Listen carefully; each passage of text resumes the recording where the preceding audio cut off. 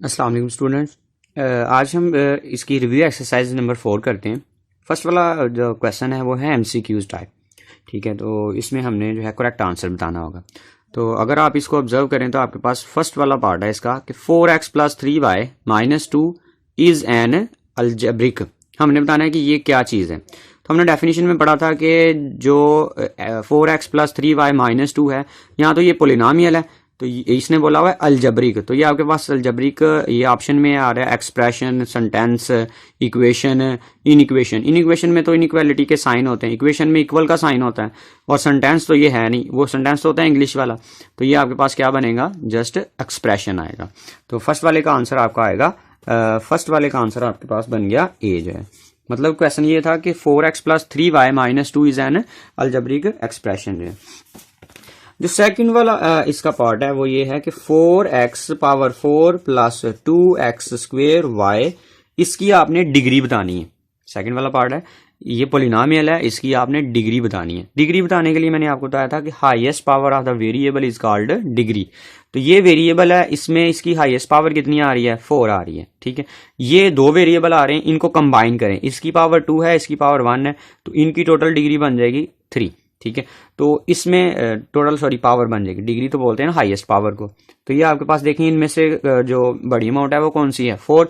तो इस पोलिनोमियल की डिग्री क्या होगी, 4। तो इसका आंसर आपका आएगा डी वाले पार्ट में आपका आंसर लिखा हुआ है 4। ठीक है, सेकंड वाले का डी, मतलब इसकी डिग्री कितनी है, 4। उसके बाद थर्ड वाला पार्ट है। थर्ड वाले पार्ट में ये गिवन है कि a³ + b³ is equal to, हमने बताना है ये किसके इक्वल है। तो अगर आप ऑब्जर्व करें तो ये आपके पास फार्मूला ही है। तो ये फार्मूला ये था a + b × a²। अगर इधर प्लस होता था तो इधर माइनस राइट करते थे, और a × b और प्लस b²। तो ये आपके पास इसका आंसर आएगा, और ये इसका आंसर आपका बनता है जी पार्ट नंबर बी में। पार्ट नंबर बी, मतलब इसका आंसर आपका आएगा पार्ट नंबर इसका जो है बी। ओके, उसमें ये आंसर लिखा हुआ है a + b × a² - ab + b²। बाकी डिफरेंट थोड़े थोड़े से लिखे हुए हैं।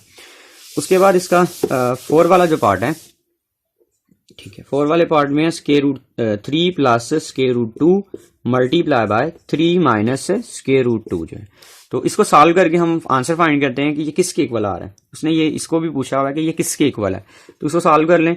तो इसको सॉल्व करने के लिए क्या करेंगे, ये एक दफ़ा प्लस में एक दफ़ा माइनस में, और दोनों मल्टीप्लाई हो रहे हैं, तो हम क्या करेंगे 3² - √2 का whole square. 3² is equal to 9, और √2 से कैंसिल हो जाएगा, ये -2 आ जाएगा।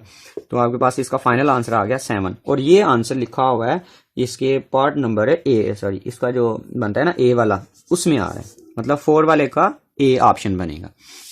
उसके बाद 5 वाला पार्ट इसका है कॉन्जुगेट ऑफ सर्ड। इस सर्ड का आपने कॉन्जुगेट बताना है।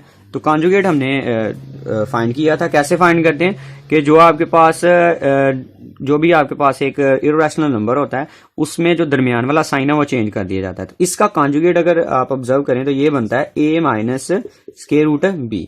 तो ये आपके पास बनेगा इसका ऑप्शन नंबर बी जो है। ठीक है, ये इसका क्या आएगा, कॉन्जुगेट 5 वाले का। उसके बाद 6 वाला देखिएगा, ये गिवन है 1/a - b - 1/a + b। तो इसको हम सिंप्लीफाई कर लें तो हमारे पास इसका आंसर आ जाएगा। तो देखते हैं, a - b × a + b आ गया एलसीएम में। ठीक है, ये दोनों एलसीएम में आ जाएंगे। इधर से a - b कैंसिल होगा, a + b 1 के साथ जाके मल्टीप्लाई हो जाएगा, ये आ जाएगा 1 × a + b। अब जब इसको हम इससे डिवाइड करेंगे, चल इधर आप कंफ्यूज होंगे, इसके नीचे कर लेते हैं। ठीक है, a - b × a + b जो है। ठीक है, a - b को जब a - b से डिवाइड करेंगे, सारे से करेंगे, तो ये रिमेनिंग होगा, ये ऊपर जाके मल्टीप्लाई हो जाएगा 1 × a + b। इस तरह से a + b से कैंसिल हो जाएगा, a - b रिमेनिंग होगा, वो ऊपर जाके मल्टीप्लाई होगा 1 - 1 × a - b। अब इनको सिंप्लीफाई कर लेते हैं, ये 1 × a is equal to a आ जाएगा, और 1 × b is equal to b होगा, और -1 × a आपके पास -a आएगा, और -1 मल्टीप्लाई -b + b आएगा, और डिवाइडेड बाय एक दफा प्लस में एक दफा माइनस में है, तो आप ये जानते हैं a² - b² के इक्वल आ जाएगा। तो ये -a + a 0 आंसर आ जाएगा। b और b कितने आ जाएंगे, 2b/a² - b²।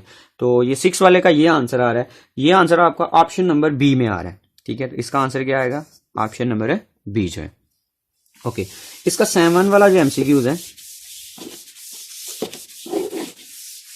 7 वाला एमसीक्यूज है, 7 वाले एमसीक्यूज में गिवन है A square minus B square over A plus B.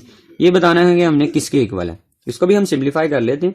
ये आ जाएगा ए स्क्वेयर माइनस बी स्क्वेयर है तो हम इसको ऐसे ओपन कर सकते हैं, ए minus B into A plus B.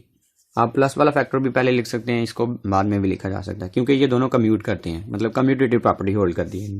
Divided by a plus b, a plus b से कट हो जाएगा तो आपके पास फाइनल आंसर इसका आ जाएगा ए माइनस बी, और ये आपका ऑप्शन बन रहा है डी वाला। ठीक है, तो इसका डी ऑप्शन आएगा। ओके, अब इसका 8 वाला पार्ट है,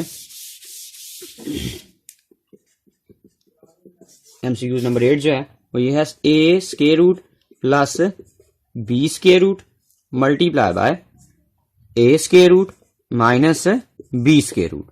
ठीक है, तो अब इसको जरा ऑब्जर्व कीजिएगा कि एक दफा प्लस में एक दफा माइनस में है, तो ये फॉर्मूला लग जाएगा फर्स्ट टर्म का स्क्वायर माइनस सेकंड टर्म का स्क्वायर, तो ये से कैंसिल हो जाएगा और ये से कैंसिल हो जाएगा, तो फाइनल आंसर आपके पास आ जाएगा ए माइनस बी, और इसका जो ऑप्शन है, जो करेक्ट ऑप्शन है, ये बनता है सी वाला पार्ट। ठीक है, इस तरह से ये जो आपके फर्स्ट वाला पार्ट एमसीक्यूज था, और सेकंड वाला पार्ट जो है वो फिल इन द ब्लैंक्स है, उसको आप ट्राई कीजिएगा। अगर कहीं पे भी कंफ्यूजन आती है तो वो आप मुझसे पूछ सकते हैं।